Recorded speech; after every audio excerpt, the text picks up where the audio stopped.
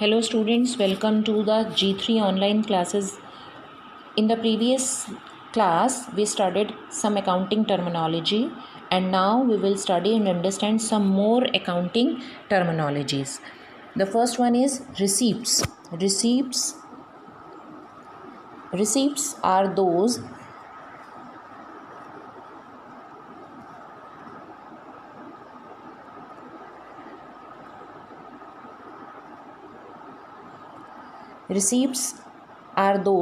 which we receive in our firm on the daily basis and they are recurring in nature. Bar bar receive होने वाली receipts, और ये receipts small amount की होती हैं, बहुत बड़े अमाउंट की नहीं होती. जैसे कमीशन रिसीव्ड, रेंट रिसीव्ड. अगर बिज़नेस ने अपनी कोई बिल्डिंग किराए पर दे रखी है तो उससे अगर कोई बिज़नेस को आय प्राप्त होती है तो उसको हम रेवेन्यू नेचर रिसीप्ट कहते हैं. नेक्स्ट है capital nature receipt. Capital nature receipts are non recurring in nature. Non recurring means जो हमें बार बार प्राप्त नहीं होता, कभी कभी हमें प्राप्त होता है. और non recurring nature receipts are of big amount. बहुत बड़े अमाउंट की हो सकती हैं, जैसे bank loan. Suppose the businessman want to expand his business. For that purpose, if the businessman takes a loan, that is also capital nature receipt. And the other is sale of asset.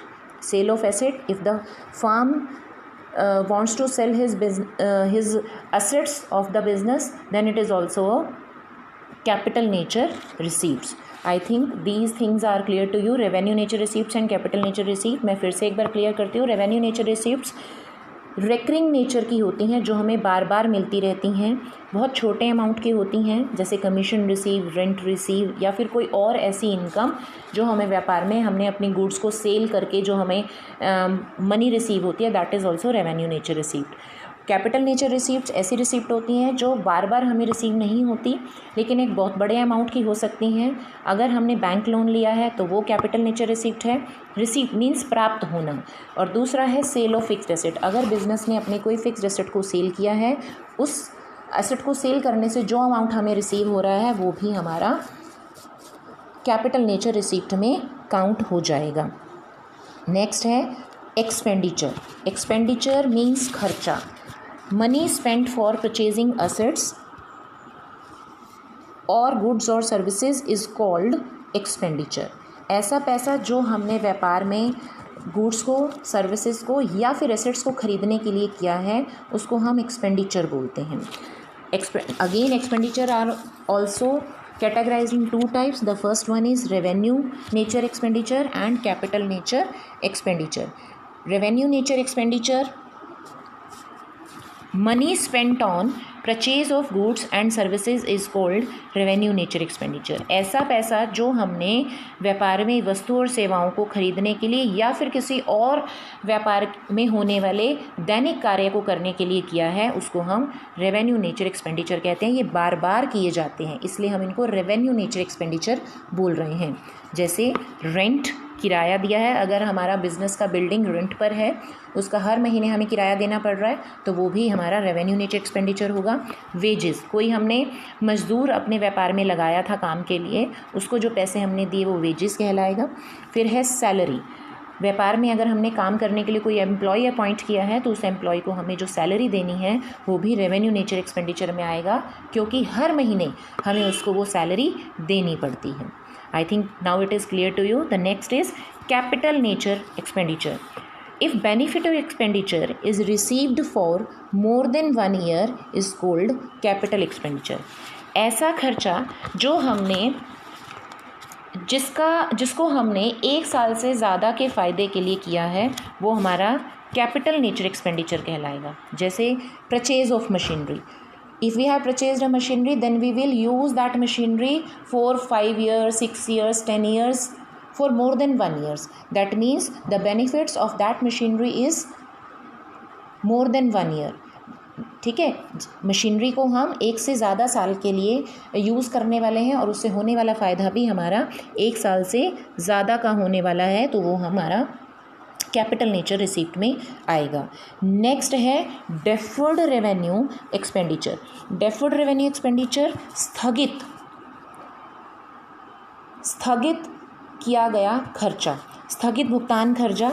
There are certain expenditure which are revenue in nature but benefits which we derived over number of years, जिसको हमने एक particular year में खर्च किया है, जिसका फ़ायदा हमें आगे आने वाले कई सालों में होने वाला है, जिसका फ़ायदा हमें आगे होने वाले कई सालों में मिलने वाला है। जैसे huge expenditure on advertisement.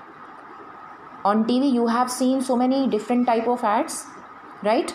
And these advertisement expenditures are giving us profit or benefits in a coming years. ऐसा नहीं है हमने एक ऐड बनाई है वो सिर्फ एक दिन 2 दिन के लिए काम करेगी, वो आगे आने वाले समय में भी हमें इनकम जनरेट, हमारी इनकम जनरेशन होता रहेगा उस ऐड से, क्योंकि उस ऐड को जितनी बार अगर हम कस्टमर्स को दिखाएंगे तो कस्टमर उस प्रोडक्ट को ज़रूर ख़रीद कर देखेंगे और वो हमारी इनकम को, सेल वॉल्यूम को इंक्रीज़ करेगा। तो उसको हम बोलते हैं डेफर्ड रेवेन्यू एक्सपेंडिचर। नेक्स्ट है expenses. Expenses the cost incurred in producing and selling goods and services. ऐसा खर्चा जो हमने गुड्स एंड सर्विसेज को प्रोड्यूस करने में किया है वो हमारा एक्सपेंसेस कहलाएगा। पीछे हमने पढ़ा था एक्सपेंडिचर, अब हम पढ़ रहे हैं एक्सपेंसेस। ऐसे खर्चे जो हमने वस्तुओं और सेवाओं को बनाने में किया है वो हमारे एक्सपेंसेस कहलाएंगे। जैसे कॉस्ट ऑफ गुड्स सोल्ड, जो वस्तुएं हमने बेची हैं उन वस्तुओं की कॉस्ट क्या है, ये हमारा एक्सपेंडिचर कहलाएगा। रेंट, हमने व्यापार को चलाने के लिए अगर बिल्डिंग को रेंट पर लिया हुआ है, उसको अगर हमने पे किया है तो वो भी हमारा रेंट एक्सपेंडिचर के लिए ही जाना जाएगा। मैं आपको कॉस्ट ऑफ गुड्स सोल्ड के बारे में फिर से बताती हूँ। जो सामान हमने मार्केट में बेचा है उस सामान को बनाने में जितनी कॉस्ट आई थी वो हमारी उस प्रोडक्ट की कॉस्ट ऑफ गुड्स सोल्ड कहलाएगी, बेचे हुए सामान की लागत, ठीक है, वो उसका खर्चा कहलाएगा। The next is income. Income means means income. Income को हम एक एग्जाम्पल की हेल्प से आपको समझाएंगे। सेल ऑफ गुड्स, हमने सामान बेचा 2,50,000 रुपये का, सामान को हमने बेचा है 2,50,000 रुपये का, लेकिन उस सामान की एक्चुअल कॉस्ट क्या है 2 लाख, ठीक है। अब 2,50,000 हमने सामान को बेच के रिसीव किया, 2 लाख उसकी कॉस्ट है, कॉस्ट ऑफ गुड्स। उस प्रोडक्ट की एक्चुअल कॉस्ट क्या थी 2 लाख, और हमारी इनकम कितनी होगी 50,000। 50,000 is our income. Our income is not of 2,50,000, क्योंकि हमने जो प्रोडक्ट को टोटल सेल करने के बाद रिसीव किया था that is our revenue, that is our revenue, not the income. Income क्या होगा, जब हम उस सामान में से उसकी कॉस्ट को माइनस कर देंगे तो वो हमारा जो बाकी का अमाउंट रह जाएगा वो हमारा कहलाएगा इनकम। इसको मैं एक और एग्जांपल की हेल्प से आपको समझाती हूँ। सपोज़ आपने एक पेन को 10 रुपीज़ मार्केट से ख़रीदा, फिर उसके बाद आपने उस पेन को 12 रुपीज़ का अपने फ्रेंड को सेल कर दिया, ठीक है। तो यहाँ पर क्या आपकी पेन से होने वाली इनकम 12 रुपीज़ होगी?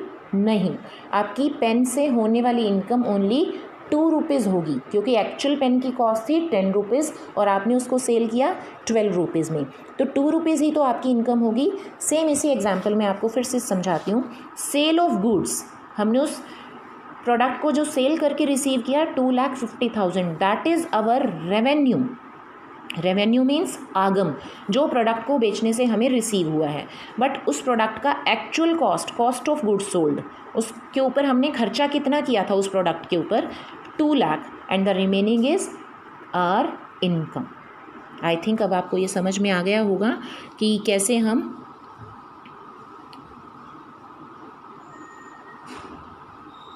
The next is profit. Profit means लाभ। प्रॉफिट मीन्स लाभ, excess of total revenues over total expenditure in our business is called profit. When our total revenues are greater than total expenses, then we can say we have earned profit. इसको हम ऊपर वाले example की help से मैं आपको फिर से समझाती हूँ. हमारा रेवेन्यू था 2,50,000 का, ठीक है. हमने उस प्रोडक्ट के लिए स्पेंड किया था, खर्च किया था 2 लाख रुपीज़, और 50,000 रुपीज़ हमारा उससे इनकम हो जाएगा, ठीक है. उससे होने वाली इनकम या फिर प्रॉफिट हमारा 50,000 का होगा. अगर हमारा रेवेन्यू एक्सपेंडिचर से ज़्यादा होगा तभी हमें प्रॉफिट होगा. अगर हमारा रेवेन्यू एक्सपेंडिचर से कम हो जाएगा तो हमारे लिए वो लॉस की कंडीशन हो जाएगी. मान लो आपने वो 10 रुपीज़ का जो पेन ख़रीदा था, अपने फ्रेंड को वो आपने 8 रुपीज़ में सेल कर दिया, तो क्या आपको प्रॉफिट होगा? नहीं, आपको 2 रुपीज़ का लॉस होगा, ठीक है. तो इसका मतलब हमें ये देखना है कि क्या हमारे टोटल रेवेन्यूज़ ग्रेटर देन है एक्सपेंडिचर से या नहीं है, ठीक है. The next point is gain. Gain, a non-recurring profit from events such as sale of fixed asset is called gain. A non-recurring profit. Non-recurring means जो हमें बार बार ना मिल रहा हो, ऐसा फ़ायदा, ऐसा लाभ जो हमें बार बार ना हो रहा हो. और वो किस प्रकार से हमें होता है? फिक्स्ड एसेट को सेल करने से. जब हम नॉर्मल बिजनेस में होने वाले ऑपरेशन से हमने गुड्स को ख़रीदा, उसको बेच दिया, उससे जो हमें फ़ायदा होगा उसको तो हम कहेंगे profit. But gain means a non recurring profit. Non recurring means ऐसा गेन हमें रोज़ रोज़ नहीं होता, ऐसा प्रॉफिट हमें रोज़ रोज़ नहीं होता. कभी कभार हमें ऐसा प्रॉफिट मिलता है. वो प्रॉफिट हमें फिक्स्ड एसेट्स को सेल करने पर मिलता है. इसको एक example like sale of assets example से समझते हैं. मान लो आपने एक 5 लाख की मशीनरी ख़रीदी. 2 साल के बाद आपने उस 5 लाख की मशीनरी को 5,50,000 में बेच दिया. 2 ईयर्स के बाद आपने उस एसेट को 5,50,000 में बेच दिया, तो वो 50,000 रुपीज़ आपका गेन होगा, प्रॉफिट नहीं होगा. गेन और प्रॉफिट में डिफरेंस यही है. गेन हमें कभी कभी मिलता है और प्रॉफिट हमें डेली रूटीन की गुड्स एंड सर्विसेज को सेल करने से मिलता है, ठीक है. The next and the last terminology is loss, हानि. When total expenditure is greater than total revenue. अभी मैंने ऊपर ये पहले ही बात आपको समझाई है प्रॉफिट वाले टॉपिक में. जब हमारे टोटल एक्सपेंडिचर टोटल रेवेन्यू से ज़्यादा हो जाते हैं तो हमारा लॉस की कंडीशन हो जाता है. इसमें मैंने एक एग्जांपल भी लिखा हुआ है. Suppose our total expenditure is ₹2 lakh but our total revenue is 1,95,000. Now that means here total expenditure are more than total revenues. There is a condition of loss. There is a condition of loss. जब हमारे expenditure ज़्यादा हो जाए और उनसे होने वाला revenue कम हो तो वो हमारा लॉस कहलाएगा, ठीक है. द लॉस का दूसरा टाइप है loss by fire, theft and accidents. Business में कई बार आगजनी की घटनाएं भी हो जाती हैं जिनकी वजह से बिज़नेस को बहुत बड़ा नुकसान झेलना पड़ता है. और थेफ्ट, चोरी हो जाना. बिज़नेस में आपने सुना होगा कई बार इतने लाख रुपए का सामान चोरी हो गया, तो ये भी बिज़नेस के लिए एक तरह का लॉस ही है. एक्सीडेंट, जैसे मान लो किसी फार्म में एक बॉयलर लगा हुआ था, वो बॉयलर ब्लास्ट हो गया. उस बॉयलर के ब्लास्ट होने से फार्म की एसेट भी ख़राब हो गई और वर्कर्स को भी नुकसान हो गया. That is also a type of loss to the firm. These are the accounting terminology which we continuously use in our accountancy. Right students, I think now these terminologies are clear to you. If you have any doubt then please contact me. Enough for the day students. Bye bye.